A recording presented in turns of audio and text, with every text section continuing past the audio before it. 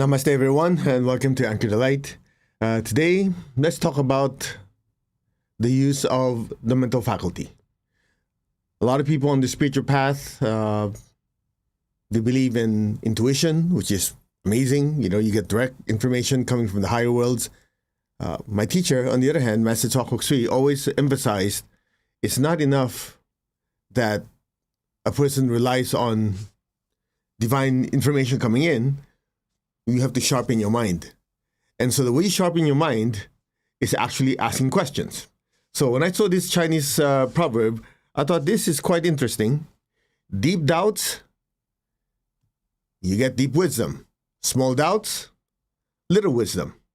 Now, of course, you have to put it in context. When you call it doubt, doesn't mean like doubt is something you do on everything. And when things are doing well in your life, you don't doubt it. What the context is asking is like when you doubt something, you analyze, you experiment. Interesting enough, when you attend a pranic healing class, one of the first things we always tell you, actually it's the second slide, is you're not expected to believe everything. You're expected to analyze, experiment, and make your own conclusion. And on the spiritual arena, there's a tendency for people to say, well, I don't want to overthink everything. And that's where the problem starts. It's called gullibility. And oftentimes people say, well, I had a dream that in that dream, I saw this. That's nice. When people tell me, I saw this dream, I saw light, I say, okay, good, tell me more about it. I don't believe it right away because there's several factors to be involved. Factor number one, what is the experience of this person? Factor number two, how well do they process information? Do they question anything or they just take everything as blind faith? And unfortunately, people don't realize in the spiritual world, in the energy world, there's no governing body. There's no FCC. I remember my teacher used to say, just because a person dies doesn't mean that suddenly they have information that is available to them of the entire universe. I'm saying it very kindly. The way he said it's like, just because a butcher dies doesn't suddenly they become an Einstein. Just because they're talking to you from the other side, well, assuming that's actually true, because it could be your subconscious mind talking to you based on your experience with that person. But let's just assume that that's all it's communicating with you. You have to first ask a simple question. Question number one, is this actually the person that we're talking to? I shared that story with you that according to the teacher in the spiritual world, just say the emotional world, the astral world, which is the world immediately after after the body dies, the soul goes to this astral realm, emotional realm, and there are many inhabitants. There are souls that are waiting to go to the higher worlds. There are also, let's just say, what did he say? Pranksters. So just imagine you have this family that just lost a loved one. Let's say their grandfather. They love their grandfather a lot, right? Now, watch this. When the body dies, you realize the body does not instantly disintegrate. It takes time for it to decay and turn to dust, unless it's cremated, right? So when the soul leaves the body, it's in the emotional world. It's now wearing an emotional garment, what's called the astral body. So it travels around. At some point, when all those emotions have been released out of their system because there's no carry-on. That's why you cannot carry your physical body to the emotional world. Same thing, you cannot carry your emotional body to the mental world. You have to shed it, okay? You release it. So same concept. When the soul sheds the emotional body to go to the higher world, or the mental world, that emotional body doesn't instantly disintegrate. So just imagine you have a stream of emotional energy, and there's this shell of grandpa still floating around. So there's this energy prankster that's like, ooh, got nothing to do today. What should I do? There's that family there that misses their grandpa. So what do? They grab that shell, like putting it on, like wearing clothing, and then in the dreams of the family, they will appear. Now, why the dreams? You see, when your body is sleeping, your soul is also in the emotional world, the same world or the same dimension as somebody who just recently passed. And that's why there's a tendency for us to dream about people that just pass on that we care about, because when the body sleeps, we're in the emotional world, the soul is in the emotional world, so it's the one who passed. That's why if you remember the movie many years ago called The Sixth Sense, remember Bruce Willis and this kid, and then they made famous this song, "I see dead people." Remember that? That little kid? Well, Bruce Willis didn't know he was dead, but when they talk, he communicates with them, right? And then at that point, Bruce Willis said, "I want to talk to my wife." And the kid says, okay, she should talk to you when she's sleeping. If you think about it, it's like a contradiction. You're sleeping, how could you talk? But the idea is actually there, because when the body's sleeping, the soul is in the same world. Now, going back to the story, so the people who are left would dream about grandpa. Guess what happens? This prankster would say, "Okay, I'm grandpa, I miss you, blah, blah, blah, so on, so on," and have a great time, assuming they're not malicious. You so far? So that's why I think one of the things that says in the New Testament, test the spirits. In other words, question them. "Oh, so you're really grandpa, huh? Let's try to remember. Okay, 20 years ago, we were in the garden. What did we talk about?" Since they're just wearing the emotional shell, it does not actually have actual memories. It just has the feelings that are left behind. So the prankster won't be able to answer it.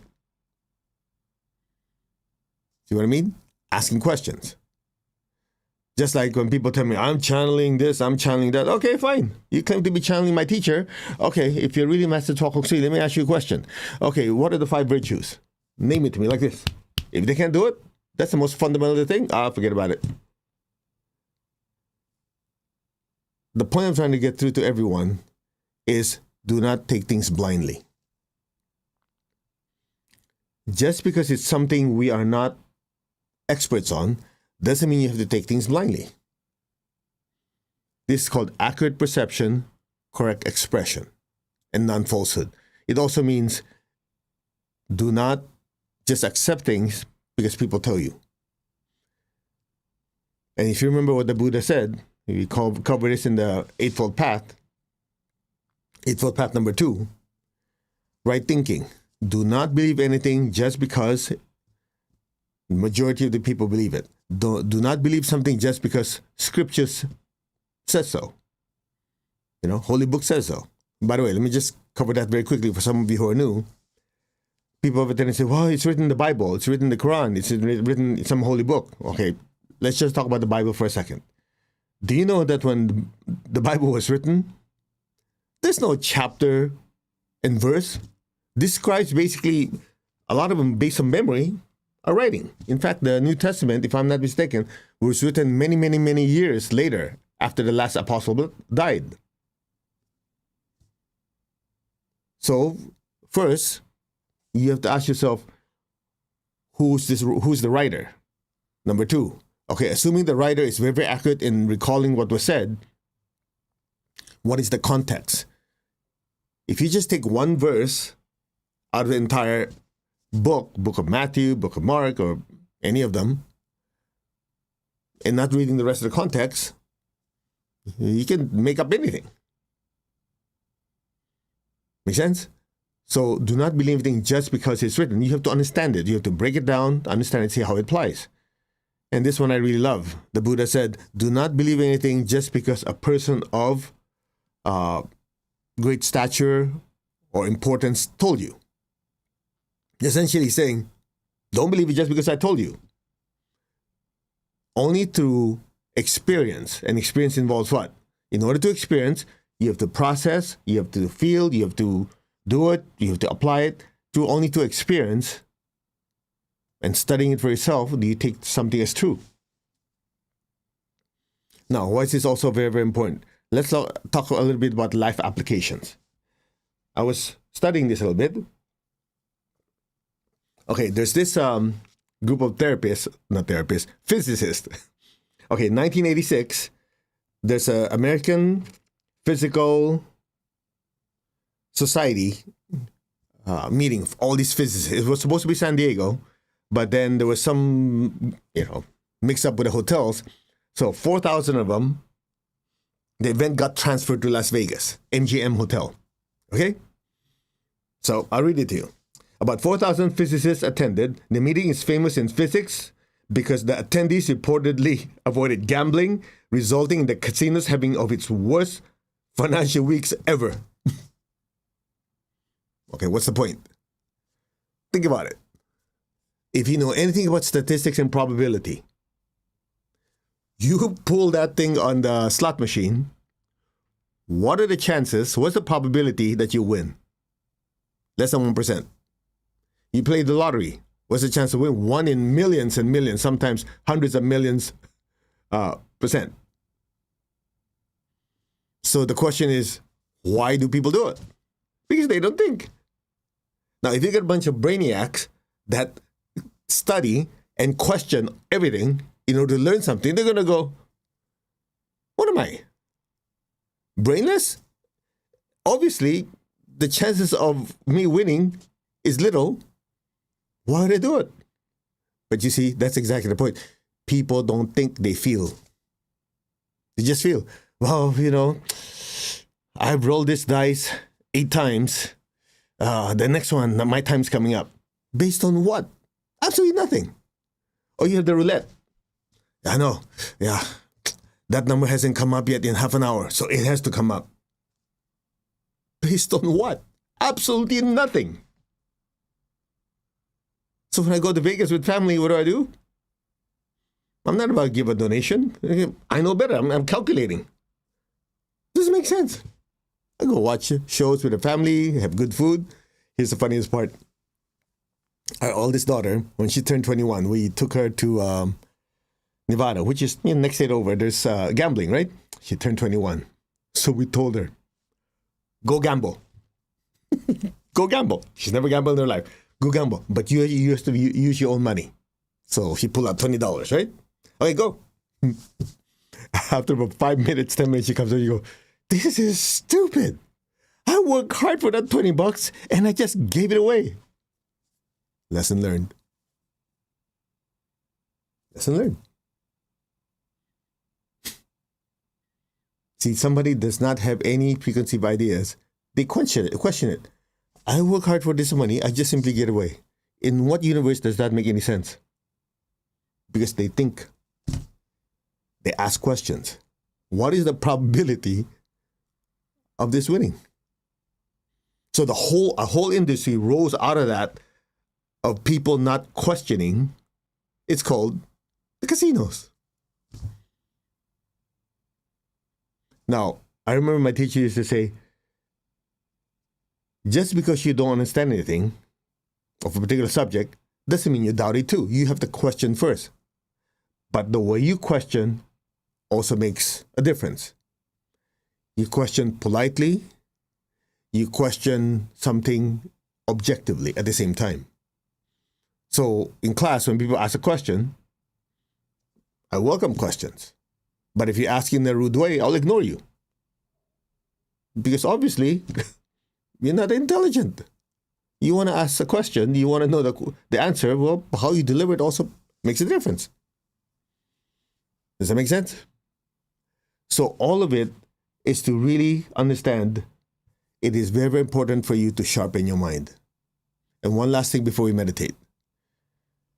The information coming in from the higher worlds, just to relate it back to spirituality. That information comes in, it's like somebody gave you a big hard drive of information. You attach it to a computer. In order to access the data and be able to use the data, you have to be able to open up the file, right? You have to open up the file, whatever format it is, be able to interpret it, right? You have to have the software to interpret it, so you'll be able to read it, understand it. In a similar manner, when information coming from the higher worlds, right, through meditation, through intuition, through dreams, the interface is a mental faculty. The mental faculty. How many times has it been people would say, I had this dream, I wonder what it means. So you have the information, like somebody give you the hard drive, you go, what does it mean? In order to know what it means, you have to question, okay, what is it? In what format? How does it apply to me? Does it apply to me? Is it just a fleeting thought form of someone? Is it something that I need to know? Is it something I need to engage in? Something I need to study further? All these different questions will allow you to unpack that information and be able to use it. I remember I asked my teacher, Master, how long did Mahaguruji Meiling, your teacher, take to give you all this information on pranic healing and Arhatic yoga?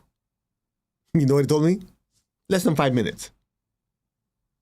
I'm going, less than 5 minutes? Yes. But it took more than 5 years for me to experiment, to analyze the information, and to put it in a form that is safe, that people can practice. So just imagine, somebody gave you a whole hard drive, or we give you an encyclopedia. Just because you have it doesn't mean you know what to do with it. So you have to ask the right questions. What are the important things in this book? What is the mechanism? What is the principle? What are the techniques? What are the applications? That's how, by the way, how pranic healing was born. And I'll leave you with one story. Sorry, I said one last thing. In the book, Origins of Modern Pranic Healing and Arhatic Yoga, Master Cho was writing, part of biography, sharing us how he rediscovered pranic healing.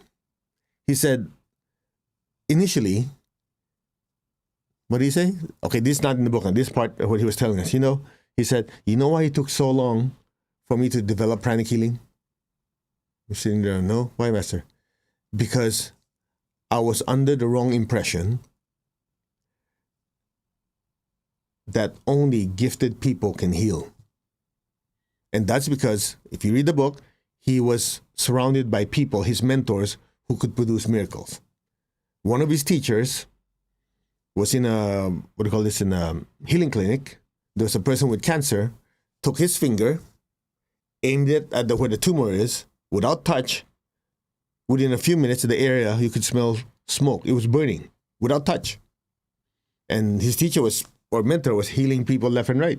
So he was under this impression, you need to have like a special calling.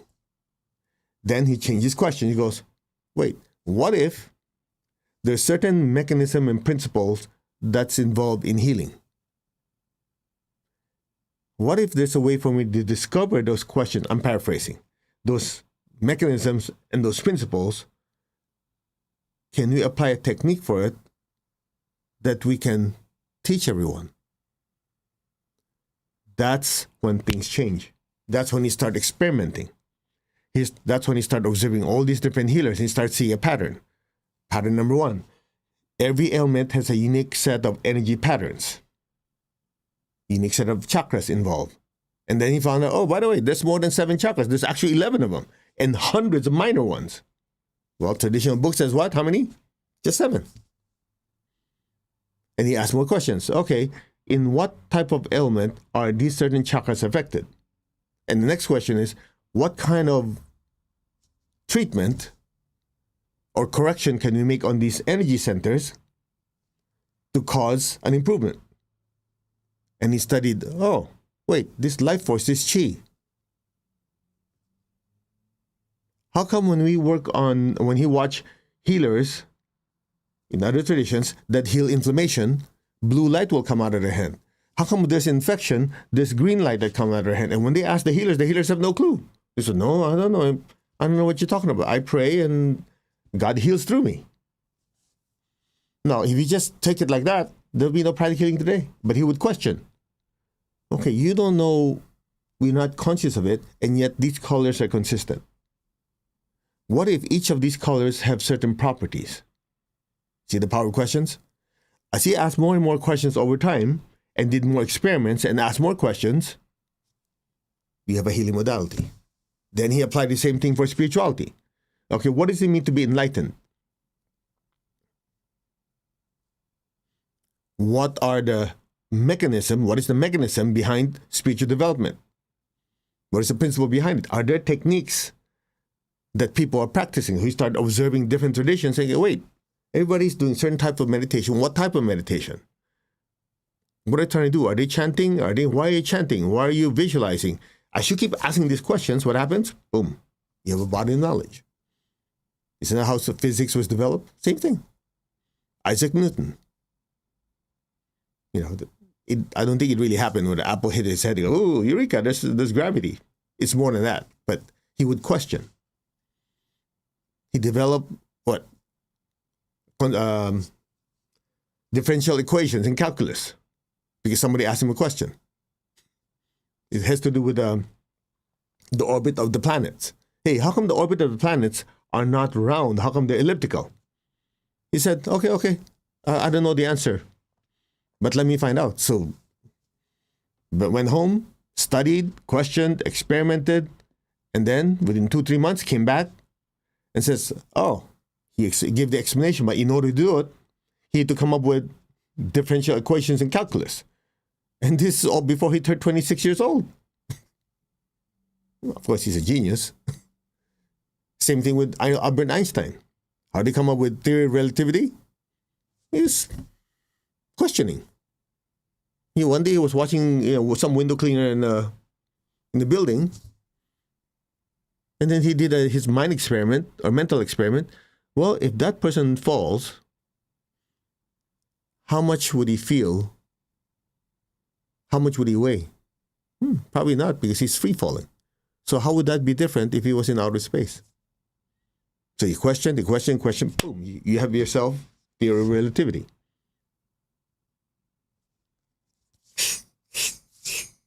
Sharpen the mind. When you sharpen your mind, you also notice that you get to control it. Because when you sharpen your mind, as in study, then you the soul, are directing your will, you're using your will to direct your mental faculty on specific topics. Whether to dive deeper or go to another topic, a lot of it has to do what? The use of the will, directing the mental faculty of the soul. That's it. So now you have a better understanding. When you have deep doubts, of course, when you doubt, you question, you are able to extract deep wisdom.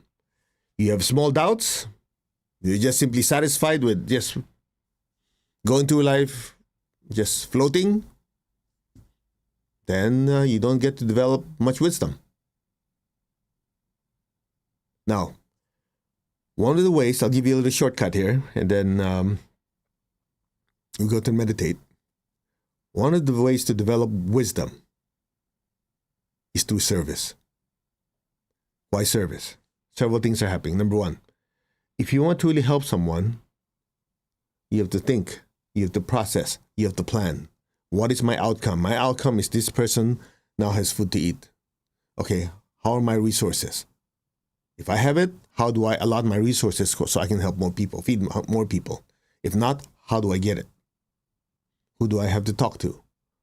So service is one of the ways to develop the heart and the mental faculty. Just keep that in mind. And one of the reasons why it's one of the fastest ways to develop wisdom is because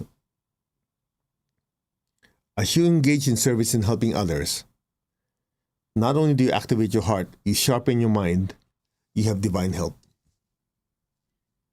And I remember one time we were at a retreat with a teacher. I was asking, Master, how do we protect ourselves from negativity, negative energy? So I went on and on. That's just probably thinking this kid is so dumb. So he just told me one sentence. You know what he said? Just do your service. Because when you serve, the high beings don't have a choice but to bless you and protect you. Finished. That's all he said. That's it. That's why in Arhatic Yoga, the first pillar of Arhatic Yoga, there are 5 pillars. The first pillar is devotion to God, proper attitude towards your teacher and teachers. Because if you're devoted to God, okay, I'm one with God, I'm one with all, I'm here, I'm connected with all. And your proper attitude and reverence to your teacher and teachers, they teach you. And you're not doing it just because you have a big aura, big chakras. You're doing it because you want to increase your capacity to be of service to others. So when you're so busy helping other people, you'll be guided, you'll be protected. It's the people who are just, everything's about me, myself, and I, that's why they're miserable. Period. That's it. Let's meditate. Be aware of your crown. I am that. I'm not the body. I'm not the emotion, not the thoughts. I am the soul. I am a spiritual being of divine intelligence, divine love, divine power. I am that I am, the soul, the spiritual self. I am connected in one to my higher soul. I am connected in one to the divine spark, the divine spirit in me. I am a child of God. I'm one with God. I'm one with all. There's only oneness. Just focus on your crown. We are one. Now open your hands in blessing. Imagine the earth in front of you. We will do the meditation twin hearts as taught to us by my teacher, Grandmaster Tuakok Sui. Be aware of your heart, your hands. Fill the earth with beautiful pink light. We will use the prayer of Saint Francis of Assisi. Lord, make me an instrument of your peace. Wherever there's hatred anywhere, let me sow unconditional love. Where there's injury, let me sow pardon and forgiveness. Where there's doubt, let me sow faith. Where there's despair, let me sow hope. Where there's darkness, let me sow light. Sadness, joy. Just be aware of your heart and your hands. Fill the earth with peace, with love, with the spirit of forgiveness, with hope and with faith, with light and lots of joy. So be it. So be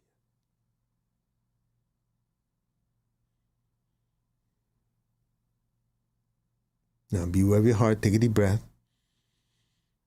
Be aware of your crown. Exhale. Just be still. Be aware of your crown. Your crown is filled with so much golden light. Now allow that golden light to just flow down through your hands and fill the entire earth. Our hearts are one, our souls are one. From the heart of God, through my soul, through my entire being, may every person, every being on earth be blessed with loving kindness. May all be blessed with great joy and happiness, with understanding, harmony, and divine peace. So be it. Blessings be to all. Fill your home with golden light. Your loved ones, your relatives and friends, fill them with beautiful golden light. The people you work with, fill them with golden light. Let the golden light spread throughout the city, the country, let it spread throughout the entire earth. From the heart of God, may all be blessed with loving kindness, with great joy and happiness, with understanding, harmony, and peace. So be it. Now, be aware of your heart and your crown. Will bless the entire earth through our heart and crown. Be aware of your heart and crown. Inhale. Be aware of your hands. Exhale. Imagine golden light, blessing, and filling up the entire earth. From the center of the heart of God, may every person, every being, in the lower worlds, middle worlds, the high worlds, these are the different dimensions. Okay? May all beings in every dimension, every direction, above and below, be blessed with God's unconditional love and kindness. May all be blessed with inner peace, inner healing. May all be healed of any pain, sorrow, or suffering. So be it. May all be blessed with understanding, harmony, goodwill, and the willingness to do good. Blessings be to all. So be it. So be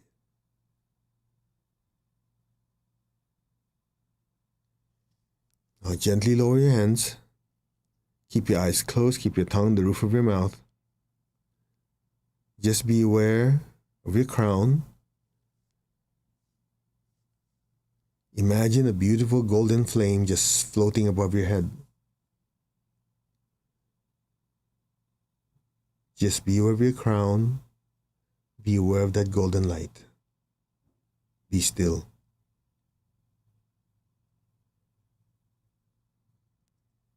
Now be aware of your heart. Send a stream of love from your heart up to your throat, to the center of your head. Be still. to your crown, past your crown, and into that golden flame. Stay there and listen.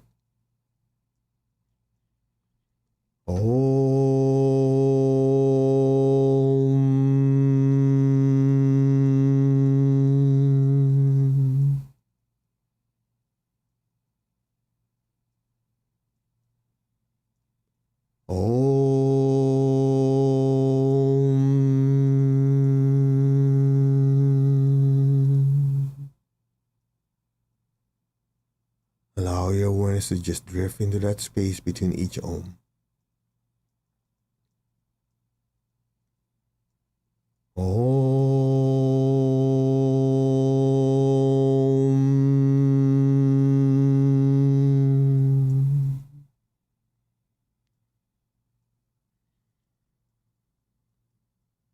Be still.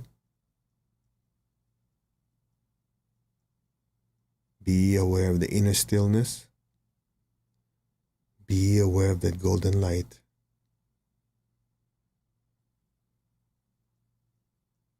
Be still and let go. Now.